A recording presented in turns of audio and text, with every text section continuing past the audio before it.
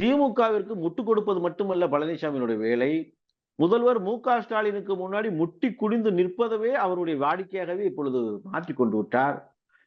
ஆகவே இதுவெல்லாம் அதிமுகவை அழிக்கிறது. அழிவுப் பாதைக்கு நோக்கி இட்டுச் செல்கிறது.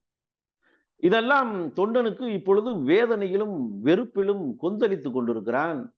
அதனுடைய வெளிப்பாடுதான் பழனிசாமி நிறுத்திய அத்தனை வேட்பாளர்களையும் தோற்கடிக்க வேண்டும்.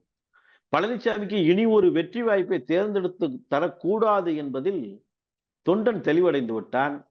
இப்பொழுது நிர்வாகிகளும் தொண்டனுடைய மனநிலையை புரிந்து கொண்டது காரணத்தால் தான் அவர்களும் பழனிசாமி கைவிட்டு விட்டார்கள். இப்பொழுது கையறு நிலையில் தான் பழனிசாமி இருக்கிறார். பழனிசாமி புலம்பித்தான் தீர வேண்டும். பழனிசாமி கத்துவார், கதறுவார், ஏன் ஒப்பாரி கூட வைப்பார். ஆனால் இனிமேல் அவருக்கு ஒரு வெற்றி சான்ஸ் கூட அமையப் போவதே இல்லை.